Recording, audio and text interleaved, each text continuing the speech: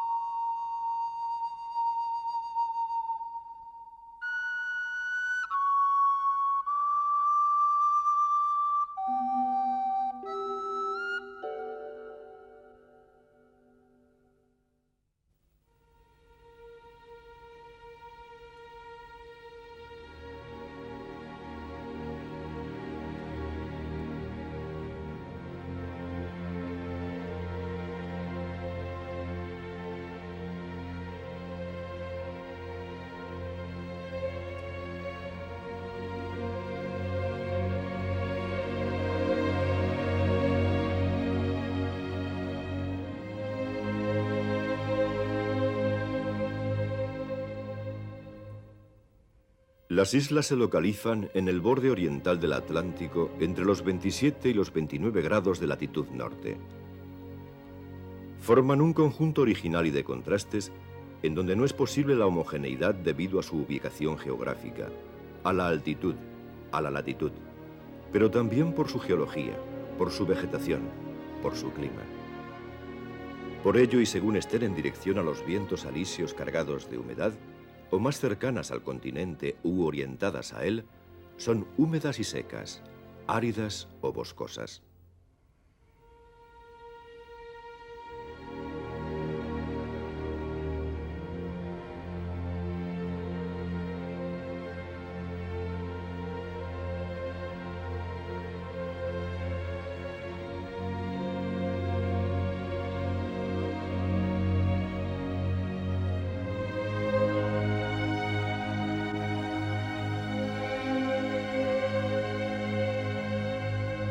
Surgieron desde la plataforma atlántica durante las eras geológicas terciaria y cuaternaria hace 150 millones de años, la más antigua.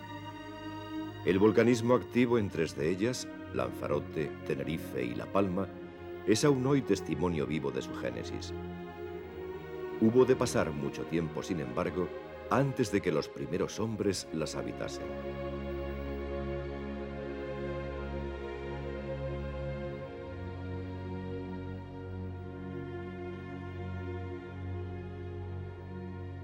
De África a América se alinean de este a oeste. Y de igual manera que los seres humanos su carácter, las islas más viejas, Lanzarote y Fuerteventura, han ido suavizando el paisaje con el paso del tiempo, perdiendo altura y haciéndose más onduladas y menos ásperas sus formas, hasta llegar a la más joven, el Hierro, la más alejada del continente y junto con La Palma, la que se halla más al interior del Atlántico. Su formación geológica y su geografía explican su realidad. El clima diferenciará su aspecto físico primero y su historia después, pero lo será también por la vegetación en las húmedas y en las secas.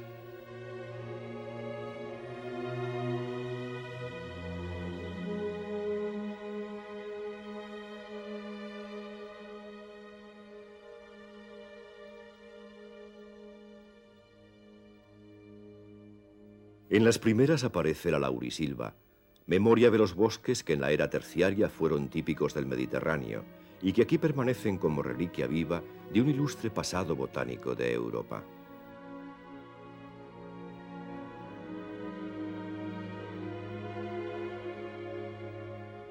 En ellos se entrelazan especies varias de laureles.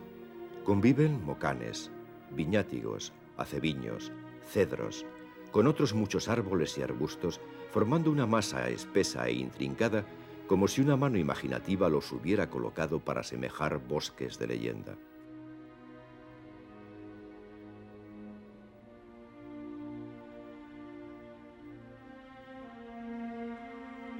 Lo húmedo y lo seco, la umbría y la aridez serán el gran contraste de las islas, aunque todas posean su propia personalidad.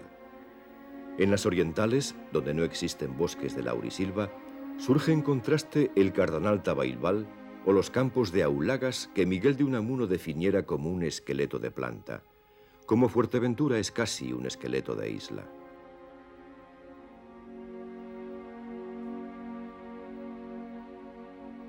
O en la del Hierro, por sus fantasmagóricas sabinas retorcidas.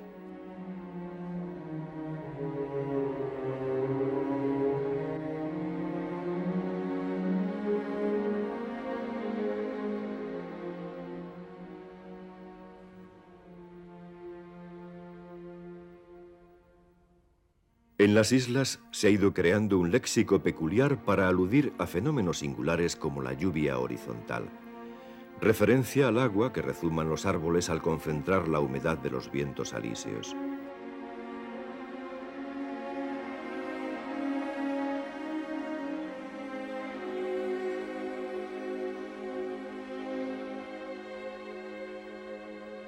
De ellos, algunos como el mítico Garoé, fueron sacralizados por los bimbaches del Hierro porque sus hojas destilaban agua. O el mar de nubes.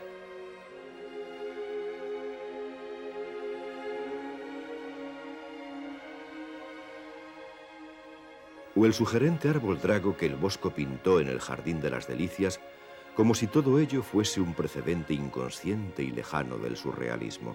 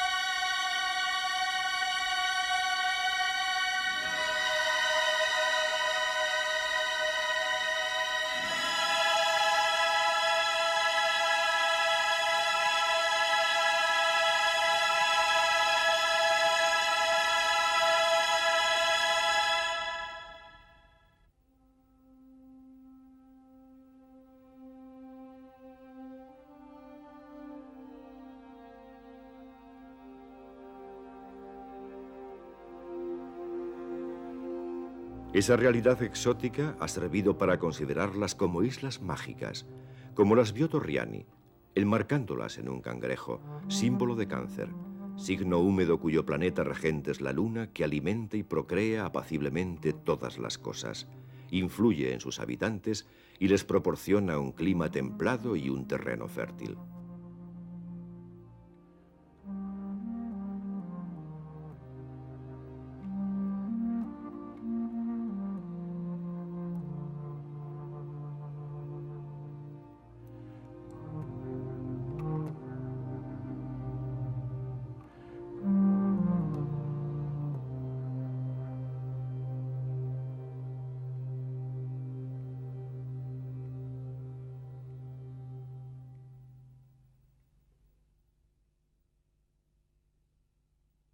De esa forma, el tópico de las Islas Felices se fijó en el Renacimiento.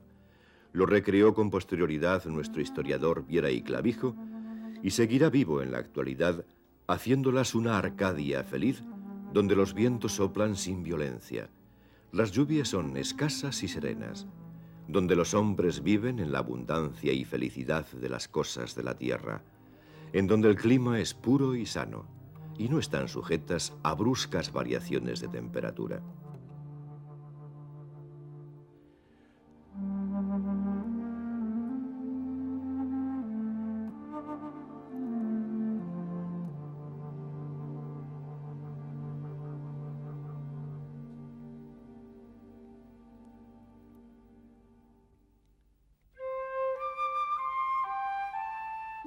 Desde la antigüedad, cualquier referencia a las Islas Canarias se relacionó con un mundo paradisíaco, fuera del alcance de los mortales, con un territorio más propio para las recreadas hazañas de los dioses que para las fatigas y desventuras de los hombres.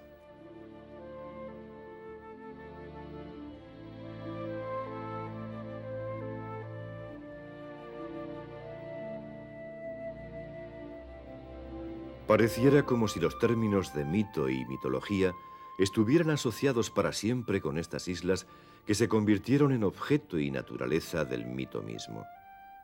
Aparecieron para Europa unas veces como la ubicación de la Atlántida, pensada por Platón para recrear el paradigma de su mundo ideal. Otras, la mayoría, como el jardín de las Hespérides, remanso final de las almas de los bienaventurados, o con las apacibles afortunadas que los romanos imaginaron primero y que más tarde identificarían.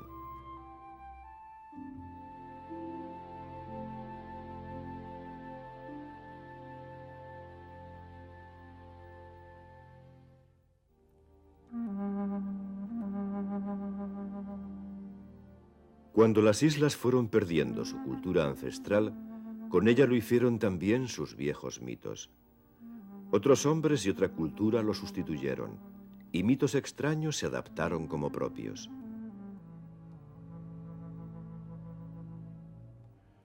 Surge entonces el suyo en otra isla, esta vez imaginada, la de San Borondón, la isla mágica vista y no vista, que viene y se va, que aparece y desaparece.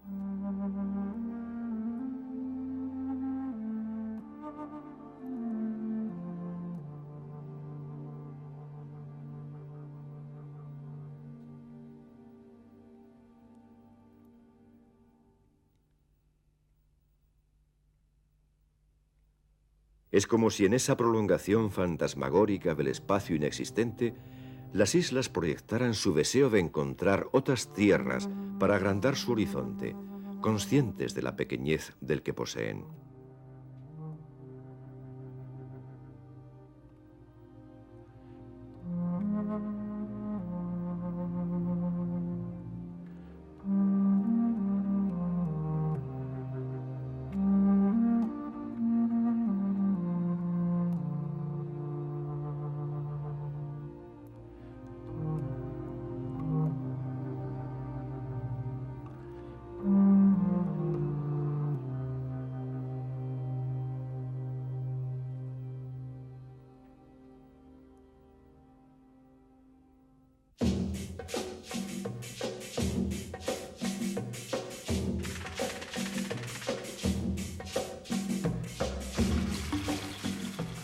La realidad imaginada se confunde con la realidad física de las islas.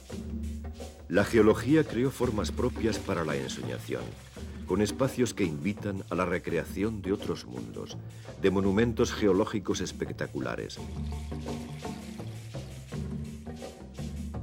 de paisajes con gamas de colores infinitos,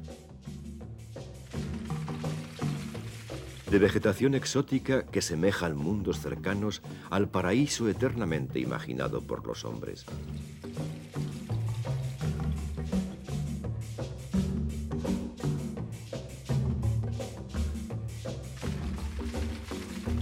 No siempre, sin embargo, la realidad se correspondió con la vivida por sus gentes, para quienes en ocasiones fue un medio hostil. La historia de los campesinos fue una lucha contra el medio, ideando para ello 1000 maneras para conseguir el agua o la tierra para cultivar.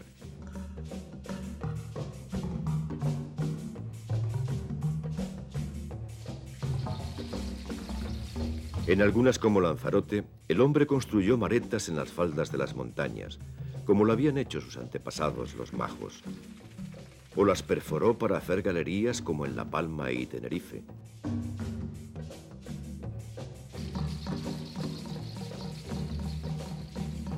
O agujereó el suelo para construir pozos como en Fuerteventura y Gran Canaria.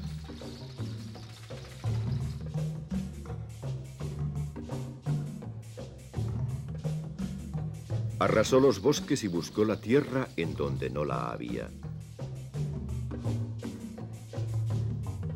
Aterrazó montañas y rellenó malpaíses.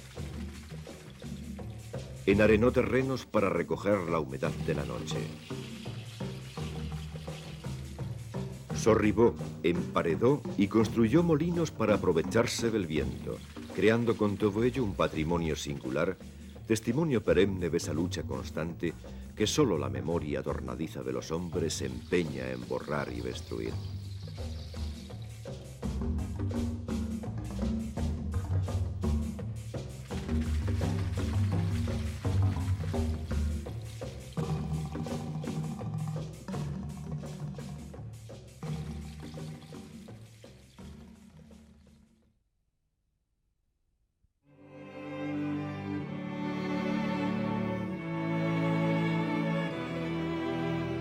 Su grandeza y también su drama se halla en su aparente homogeneidad, que es al mismo tiempo una rica diversidad. Son distintas cuando lo son para sí mismas, pero no para los demás. Para sí son islas y archipiélago a la vez. Se han debatido y se debaten aún si forman un conjunto de islas, un archipiélago, una comunidad, una región, un país.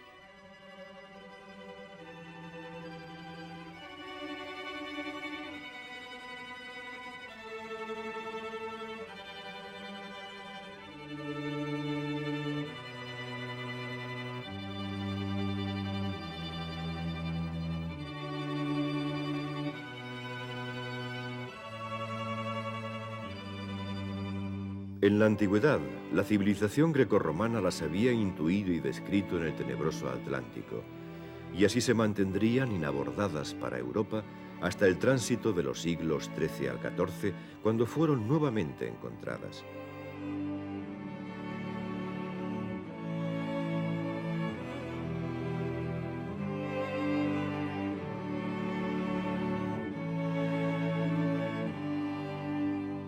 Más tarde serían el camino para las Indias, un mundo entre continentes, un referente en el Atlántico.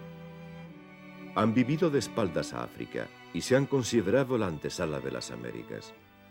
Fueron durante muchos siglos el último occidente conocido y en la actualidad son doble frontera, cercana y a la vez lejana en la encrucijada de tres continentes atlánticos.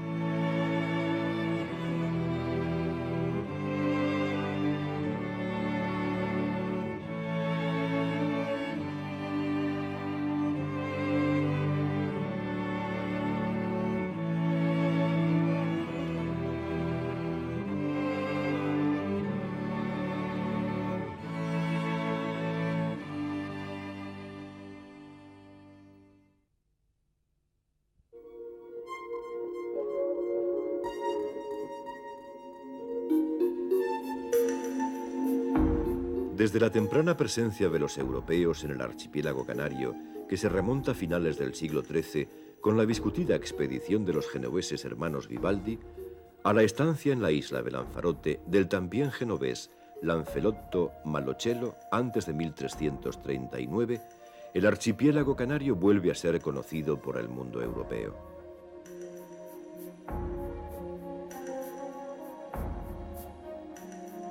Este redescubrimiento, que se halla íntimamente relacionado con la expansión europea en el Atlántico, consecuencia de la búsqueda de nuevas rutas y puertos de comercio, tendrá un carácter especial frente a las otras islas atlánticas descubiertas, porque era el único archipiélago de los que forman la Macaronesia que se encontraba habitado desde antiguo. al menos desde el siglo V a.C.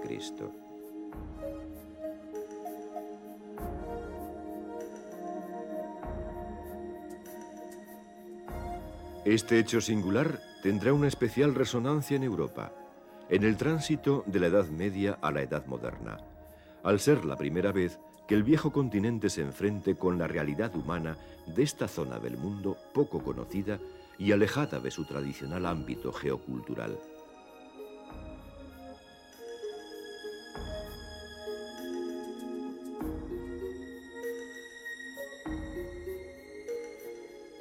Estos primeros contactos repercutirán en su mentalidad, como demuestran muchas manifestaciones artísticas, en donde la nueva realidad geográfica y los hombres, el salvaje, como así vieron a los primeros canarios, tendrán un puesto relevante en la iconografía del siglo XV.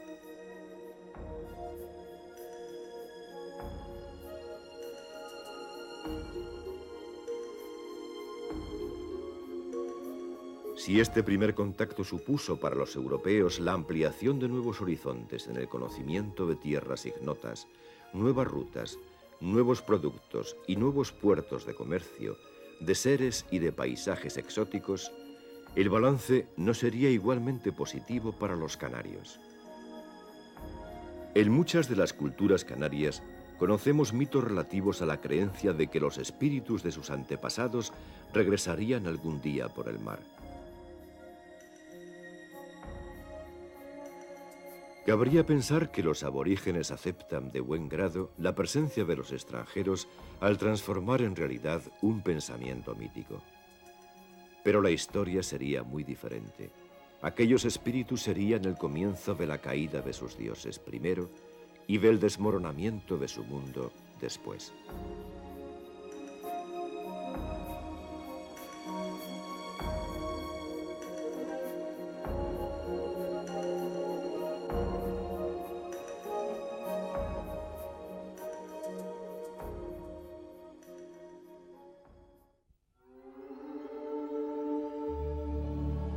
La conquista europea de las islas se inicia en 1402 en Lanzarote, hasta que con la dominación de la última isla, Tenerife, en 1496, todo el archipiélago se había incorporado a la corona de Castilla.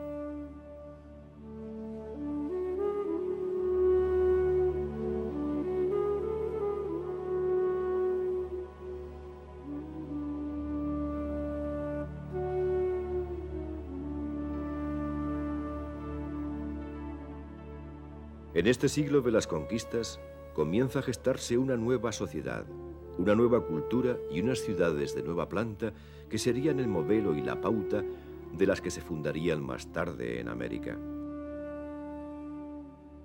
De esta forma nacieron Teguise en Lanzarote, Betancuria en Fuerteventura, San Sebastián en La Gomera, Valverde en El Hierro, Las Palmas en Gran Canaria, La Laguna en Tenerife o Santa Cruz en La Palma, cuyas resonancias americanas están en Cartagena de Indias en Colombia, en La Habana Vieja de Cuba o en San Juan de Puerto Rico.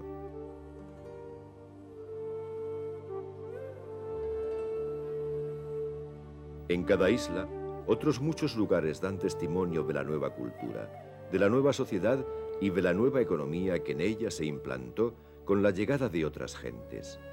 Gallegos, asturianos, vascos, extremeños, castellanos y andaluces.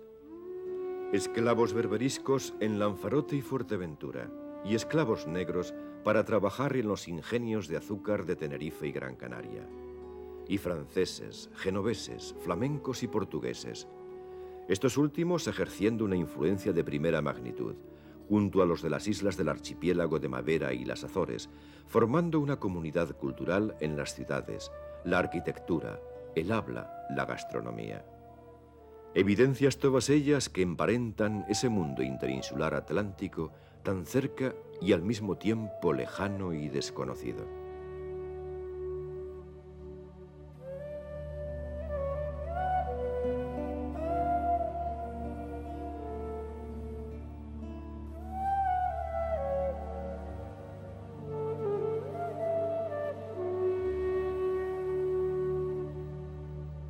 Desde el siglo XVI se gestó una comunidad multiétnica que contribuiría a darle un carácter peculiar a la nueva sociedad que surgió con el recuerdo de los hechos dramáticos de la conquista.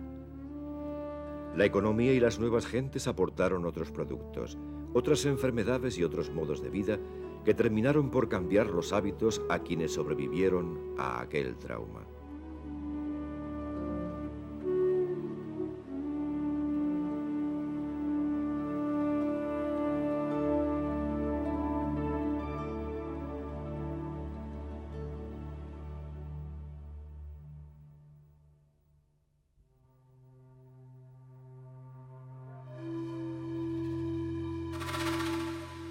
La tragedia de los actos de conquista quedó viva entre quienes lo sufrieron, guardándolos celosamente en su memoria mientras vivieron como pueblo con identidad diferenciada, como lo recogieron algunos cronistas.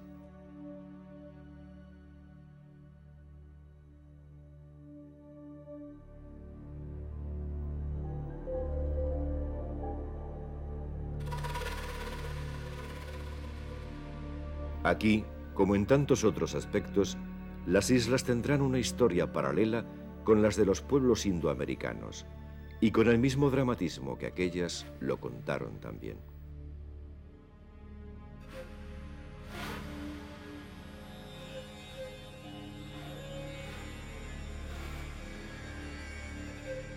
Hubo muchas poblaciones en Canaria, que hubo 10.000 según nos informaron a la primera venida de Bethencourt. Y a la conquista, cuando vino don Juan Rejón, habría más de 6.000. Después les fue dando a manera de peste, que por último habría 300, cuando se acabó de sujetar la isla.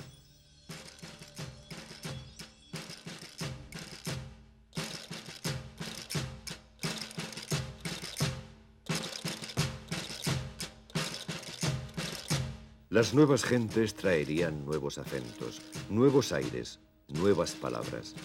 Se incorporaron otros cantes. La jota se incorporó y permaneció un nombre antiguo, el tajaraste. El gofio se mezcló con otras comidas. Las nuevas creencias se adaptaron para seguir viviendo con aire de viejas tradiciones. Es pues el resultado de la simbiosis y de la síntesis.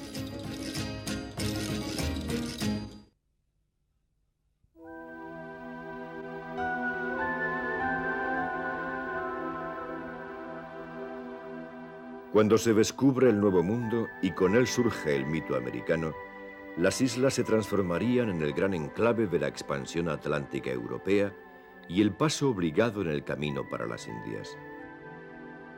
Sus hombres lo transformarán también en su nueva realidad, en el lugar para escapar de una geografía dura, azotada cíclicamente por las plagas de langosta y por el fantasma del hambre.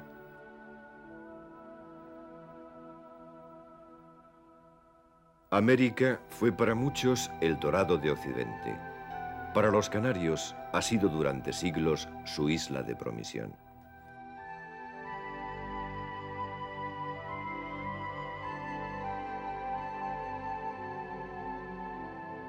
Desde que Colón partiera en la mañana del 6 de septiembre de 1492 desde la rada de San Sebastián de la Gomera en busca de nuevas rutas para llegar a las Indias, las islas serán testigo del paso al Nuevo Mundo de Balboa, Ponce de León, Solís, Magallanes, Cortés, Pizarro y tantos otros cuyos nombres están ligados a la historia de América.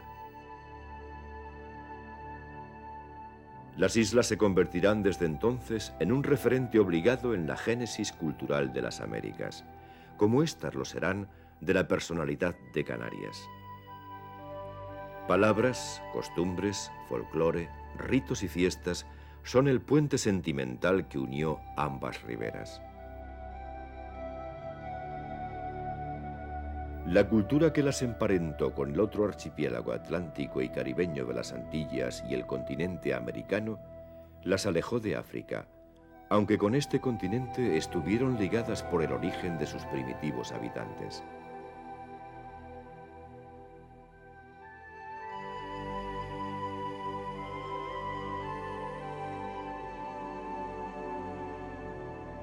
No siempre las islas han vivido historias paralelas, y en este caso los dos continentes originarían también dos maneras de establecer tales relaciones. Mientras las occidentales miraron más a la otra orilla, a la orilla americana, las orientales lo harían, además, a la costa de África.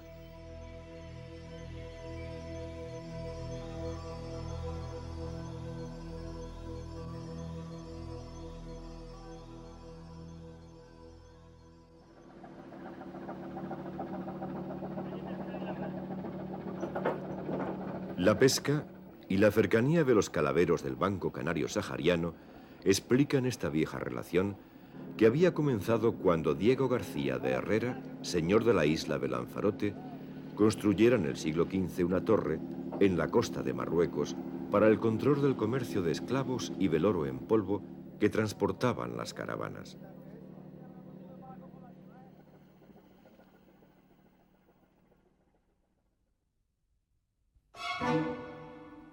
Las islas, aunque lo han deseado, no fueron siempre un territorio de paz. Desde el descubrimiento del Nuevo Mundo, es cruce obligado en las rutas de 3 continentes. Por ello, objetivo prioritario de las potencias europeas interesadas en el gran comercio que se generó entre España y sus colonias. Entre esto y los avatares internacionales en los que España estaba inmersa, las islas se vieron envueltas entre los siglos XVI al XVIII en múltiples ataques piráticos en los que se demuestra la fragilidad de sus defensas. Piratas franceses, ingleses, argelinos, berberiscos, marroquíes, que se recuerdan en los nombres de los tristemente célebres Piedepalo, Francis Drake, Van der Does, Omorato y Saban Arraez, componen una buena nómina de estos corsarios que se transformarán por mor de su crueldad en personajes cuasi legendarios.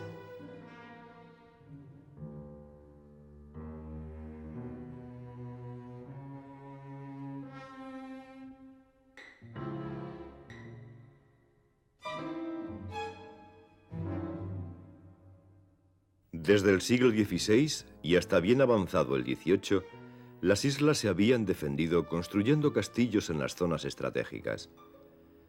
Todas menos el Hierro exhiben uno de estos baluartes, como testimonio de tiempos difíciles.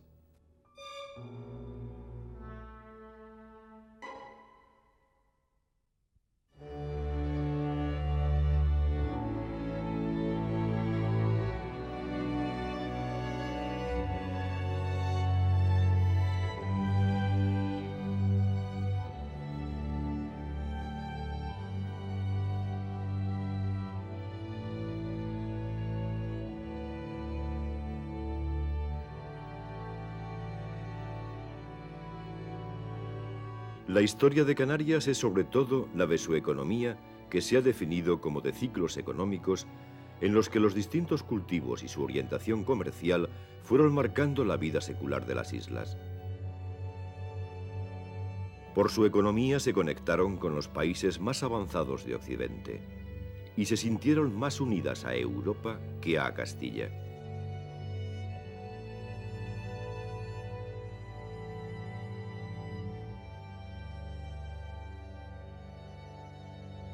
El comercio del azúcar, que ocupa buena parte del siglo XVI, es su carta de presentación ante Europa, y como en tantos otros hechos de su historia, la avanzadilla también de lo que aquel significará luego en el mundo americano. Los ingenios de azúcar, que definirán la singular cultura de las Antillas como consecuencia de la introducción de mano de obra esclava, se ensaya y produce primero aquí, y más tarde le cederán el testigo a las islas del Caribe.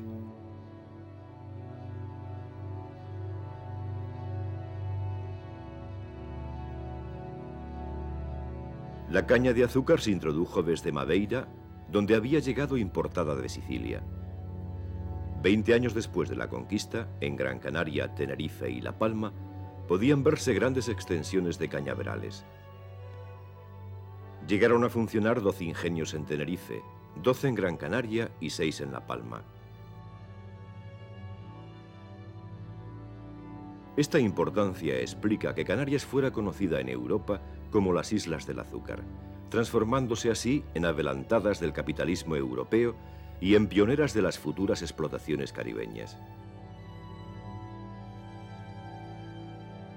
La tecnología de esta nueva explotación se basaba en el uso de gran cantidad de mano de obra, por lo que en aquellas trabajarían los primeros esclavos del Atlántico.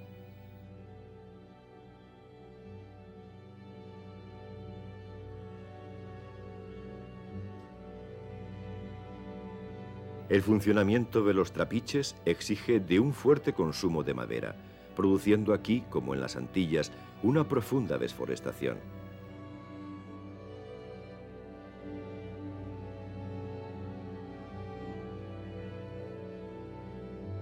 Tiene Canarias el triste privilegio de haber sido lugar de ensayo de los males que la civilización occidental exportó a las Américas.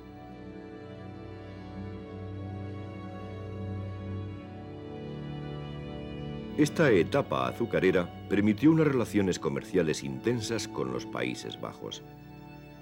Las islas exportaron azúcar y desde allí se importaron tablas, lienzos y tallas del gran arte flamenco que hoy forma un patrimonio singular en las islas exportadoras, Gran Canaria, Tenerife y sobre todo La Palma.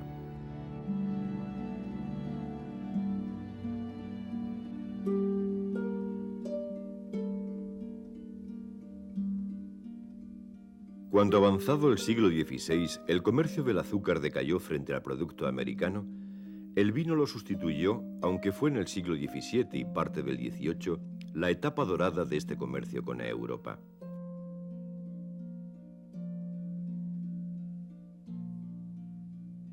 El delicado Malvasía, cuyo paladar fue elogiado por Shakespeare, llegó a ser rival del Jerez y el Madeira en los mercados internacionales. Tenerife fue el gran emporio del comercio del vino con prepotencia económica sobre las otras islas, e Inglaterra el principal cliente.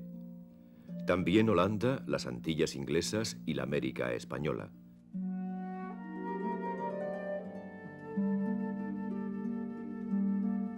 Cuando los caldos portugueses comenzaron a imponerse en el comercio con Inglaterra y los nombres de los Oporto y Madeira llegaron a ser fuertes competidores, la producción canaria comenzó su caída definitiva.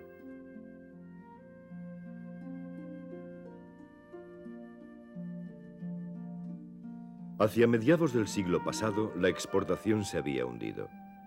Este hecho y las plagas de la vid le dieron el golpe de gracia. Las cepas fueron sustituidas y las tierras dedicadas a otros cultivos como los cereales. Nuevamente las islas entrarían en periodo de crisis, quedándose a la expectativa de otro porvenir más halagüeño.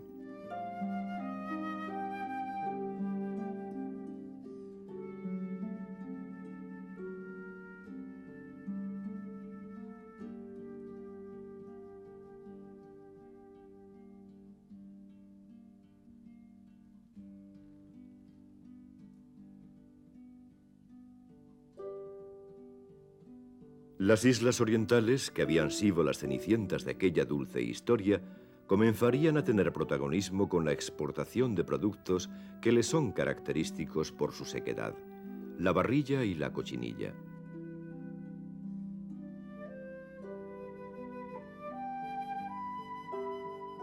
La revolución industrial europea reclamó la barrilla porque sus cenizas poseían un alto contenido en sosa. Los cambios tecnológicos y los intereses de otros países, como en tantas ocasiones, arruinarían las expectativas de este comercio.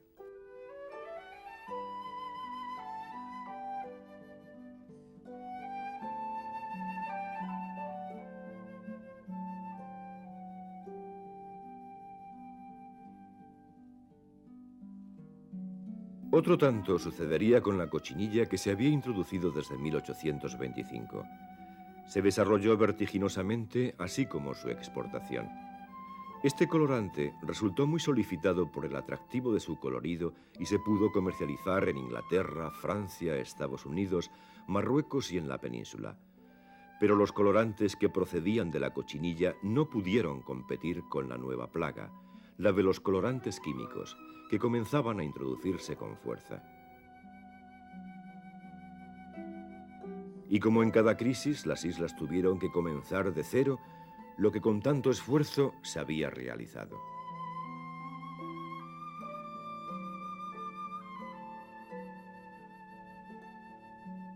Se pensó en el café, la seda, el cacahuete.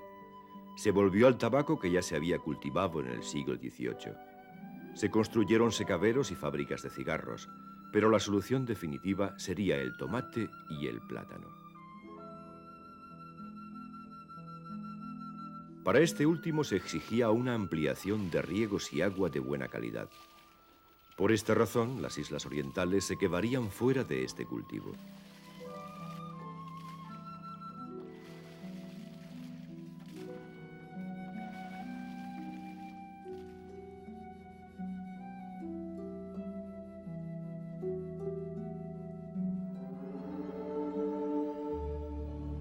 El plátano es una planta de origen extremo oriental que la habían difundido los árabes en el Mediterráneo y en el África Negra. Fue traído a Canarias desde Guinea, donde ya fuera conocido desde el siglo XVI. Desde Gran Canaria llegaron los primeros plantones a Santo Domingo en 1516.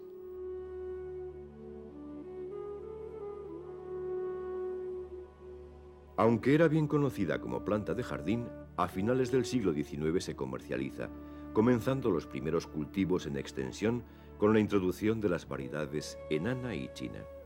En 1882 se hacen los primeros envíos a Gran Bretaña.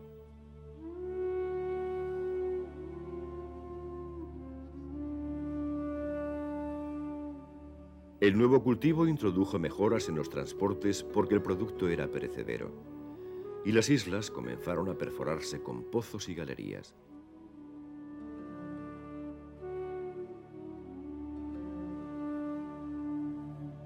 Los nuevos adelantos de los barcos a vapor exigieron la adecuación de los puertos principales, el de La Luz en las Palmas de Gran Canaria y el de Santa Cruz de Tenerife.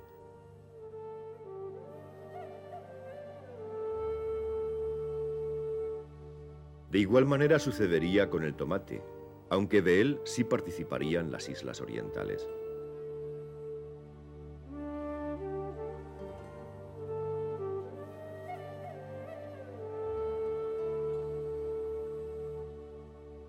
Bien podría decirse que el tránsito a la modernidad de las islas y el nuevo reencuentro con Europa se produce con estos dos cultivos. Es la época de las estrechas relaciones y del intercambio cultural con las islas británicas, como lo recuerdan algunos nombres emblemáticos como Fife, Howard, Elder, Hamilton.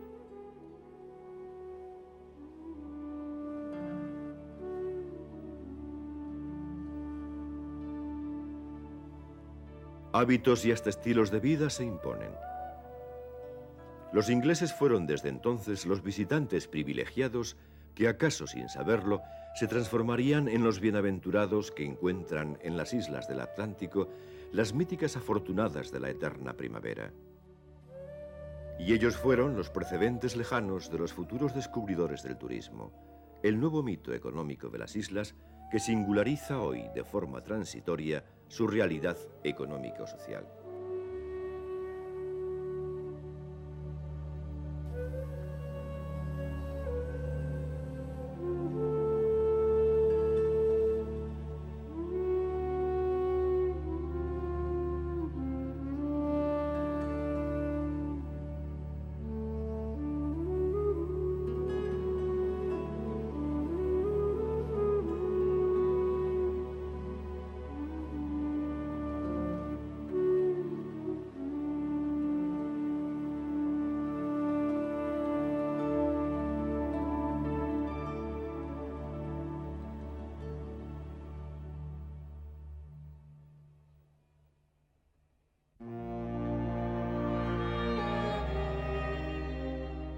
Las islas, que habían sido el camino para las Indias, lo volverían a ser nuevamente para las rutas suratlánticas.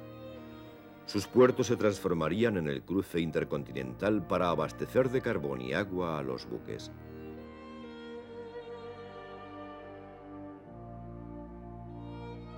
Más tarde, a partir de 1930, se comenzaría a construir la primera refinería española de petróleo en Santa Cruz de Tenerife.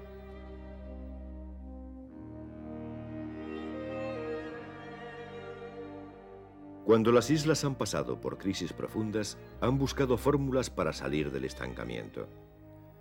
Una de ellas, la más original, se basó en la creación en 1852 de los puertos francos, en donde se podían comprar mercancías baratas, facilitando las relaciones comerciales que ayudaría a sacarlas de los problemas económicos a los que se había llegado con la caída de la producción de vinos.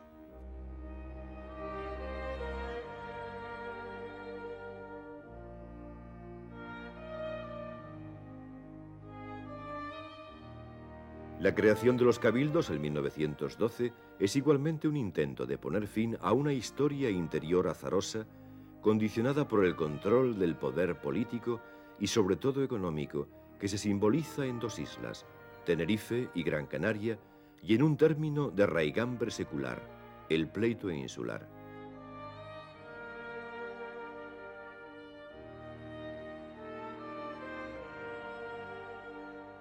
Los cabildos, como instituciones que representan el gobierno de cada isla, se hallan tan vinculados a la vida social que la dialéctica isla-región o el de gobierno regional, gobierno insular, definen los últimos años de una historia política no bien asumida.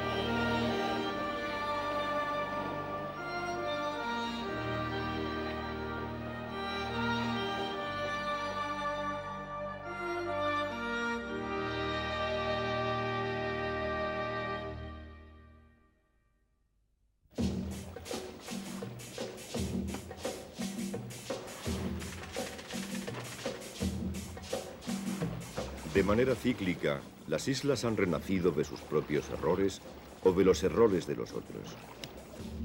Es como si a cada logro le sucediera un gran fracaso.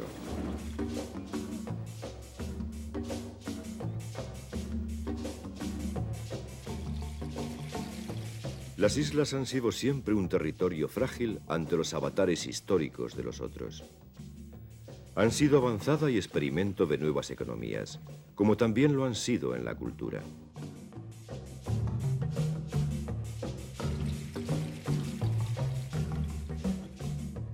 Cuando se han sentido seguras, han mirado hacia afuera, rompiendo su aislamiento.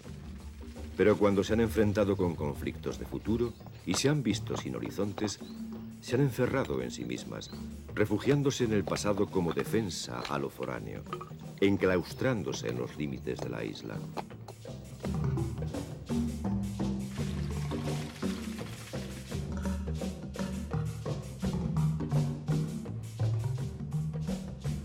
Una dialéctica de progreso y retroceso ha marcado el devenir histórico de las islas.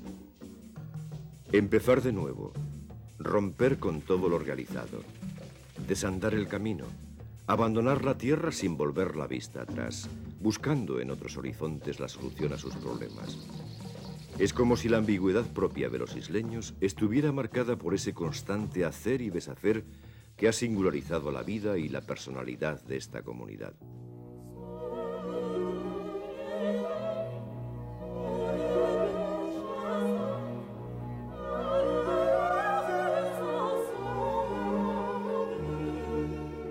Las islas han tenido una dimensión cultural propia. Sus poetas, sus escritores y sus artistas Han querido interpretar la peculiaridad del ser canario en el mar, en la lejanía de otras gentes, en su paisaje, en su clima, en su devenir histórico.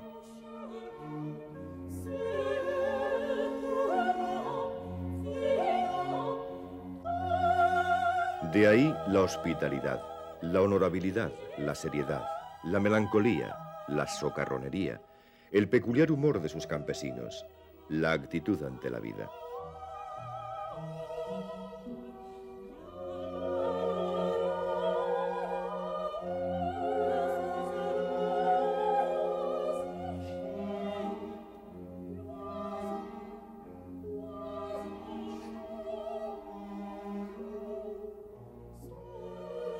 Hoy, cuando la sociedad ha comenzado a homogeneizar su cultura, cuando los hábitos y los modos de vida son cada vez menos diferenciados, no resulta fácil saber si ese mundo peculiar que definió la singularidad de estas islas habrá empezado a ser solo un rincón para la nostalgia.